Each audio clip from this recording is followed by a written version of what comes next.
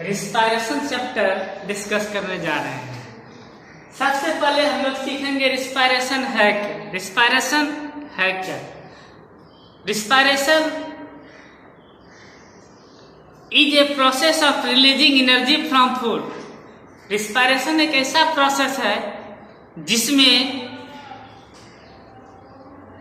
Food के oxidation के बाद एनर्जी रिलीज होता है बॉडी में, और उस एनर्जी का उपयोग बॉडी के फिजियोलॉजिकल प्रोसेस और मेटाबॉलिक प्रोसेस में यूज होता है। तो रिस्पायरेशन में दो स्टेप है, रिस्पायरेशन में दो स्टेप है, ब्रीदिंग और सेलुलर रिस्पायरेशन। ब्रीदिंग में है इनहालेशन और एक्सहालेशन। इनहालेशन में इनटेक ऑफ ऑक्सीजन और एक्सहालेशन में releasing of CO2 from the body. और हम लोग बात करेंगे रिस्पायरेशन। रिस्पायरेशन किस किस चीज में होता है? रिस्पायरेशन होता है ऑल लिविंग ऑर्गेनिज्म में। कोई भी लिविंग ऑर्गेनिज्म है या कोई भी सेल है उसमें सेलुलर रिस्पायरेशन होता है। और रिस्पायरेशन का नहीं होना समझा जाता है कि उस एनिमल का, उस ऑर्गेनिज्म का डेथ है। तो कहा जाता है, फिलोसोफर ने कहा, respiration is sine of life and index of activity. Respiration life का साइन है और इंडेक्स है एक्टिविटी का। ठीक है, तो रिस्पायरेशन में होता क्या है? रिस्पायरेशन होता है ऑल लिविंग सेल्स में। रिस्पायरेशन होता है ऑल लिविंग सेल्स में। ये स्टेप वाइज होता है। रिस्पायरेशन में दो स्टेप होता है। तो रिस्पायरेशन में दो स्टेप, एक ब्रीदिंग, दूसरा सेलुलर रिस्पायरेशन। सेलुलर रिस्पायरेशन को इंटरनल रिस्पायरेशन भी बोलते हैं। ब्रीदिंग में दो स्टेप होता है, इनहालेशन और एक्सहालेशन। इनहालेशन और एक्सहालेशन। इनहालेशन में होता है intake of air from the environment with in the body.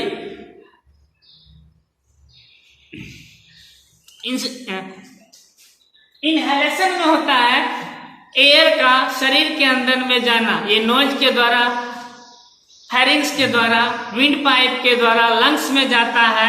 Lungs से जो है वो डिफरेंट सेल तक जाता है और सेल में उसका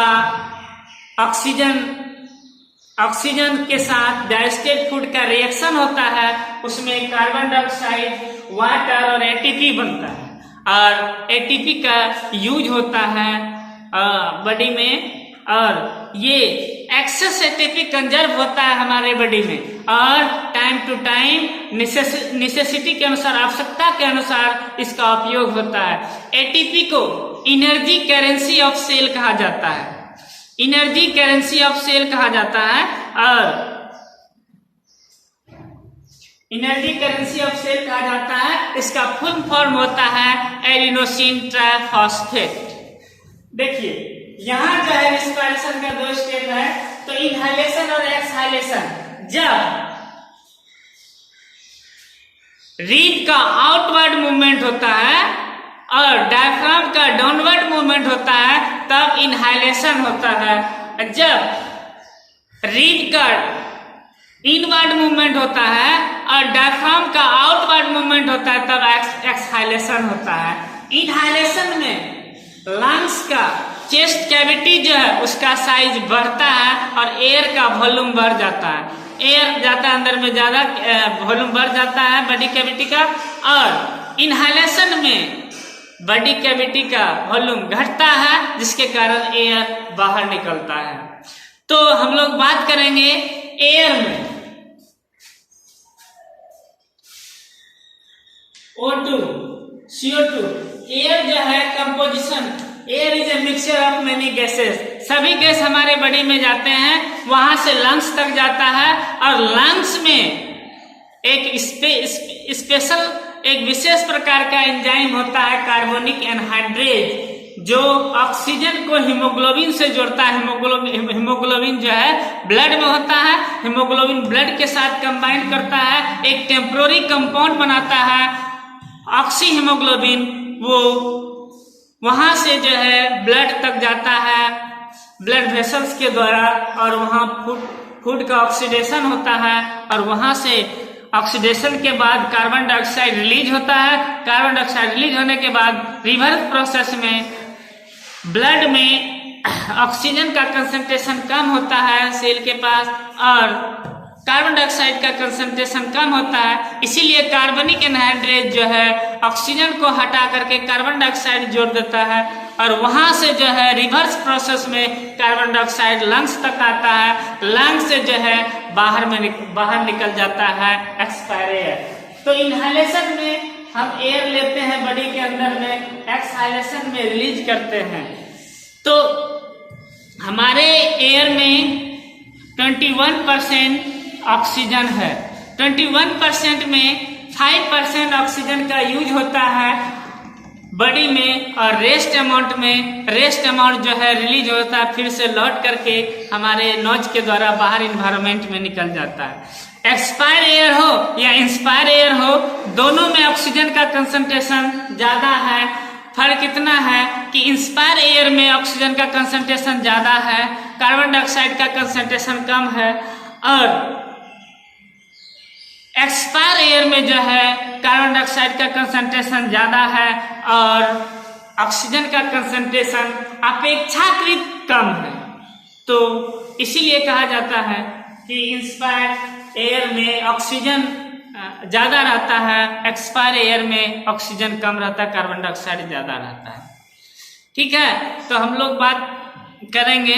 तो कोई भी फूड है, प्रोटीन है, ग्लूकोज है, प्रोटीन है, फैट है, इसका ऑक्सीडेशन होता है। ऑक्सीडेशन के बाद ये पायरुविक एसिड में टूटता है।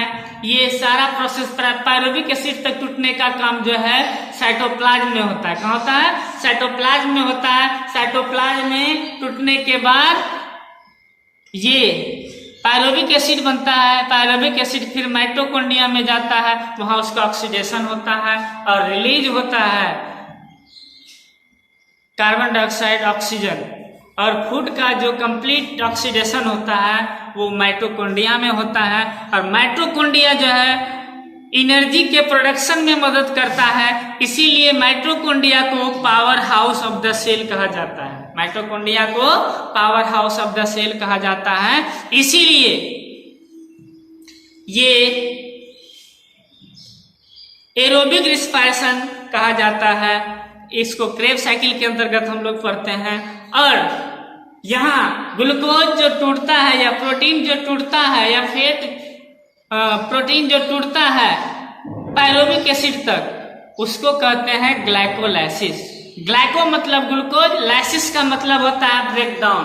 ग्लूकोज का जो ब्रेकडाउन होता है सेल के साइटोप्लाज्म में, इसको बोलते हैं ग्लाइकोलाइसिस। ये ऑक्सीजन पर डिपेंड नहीं करता है, इसीलिए इसको एनारोबिक रिस्पायरेशन कहता है। ये सेल के साइटोप्लाज्म में होता है। इसका होता है सेल के साइटोप्लाज्म में होता है और ये इसको एनारोबिक रिस्पायरेशन कहते हैं, इसलिए कि क्योंकि ये निर्भर नहीं करता है ऑक्सीजन पर। यहां से जो है कि जब ग्लाइकोलाइसिस के बाद ऑक्सीजन मिल जाता है पायरुविक एसिड को, तो वो कार्बन डाइऑक्साइड, वाटर और एटीपी में बदलता है। अदरवाइज ये लैक्टिक एसिड और ग्लूकोज में बदलता है। जब पायरुविक एसिड को ऑक्सीजन नहीं मिलता है तो ये ह्यूमन बॉडी में एक्सरसाइज के दौरान मसल्स में और एरिथ्रोसाइट में ये लैक्टिक एसिड में बदल जाता है। इसको एनारोबिक रिस्पायरेशन कहते हैं। और फंगी में ये लैक्टिक एसिड नहीं बन करके इथाइल अल्कोहल बन जाता है। इसको बोलते हैं फर्मेंटेशन, जिसका उपयोग होता है वाइन बनाने में, शराब बनाने में यूज होता है।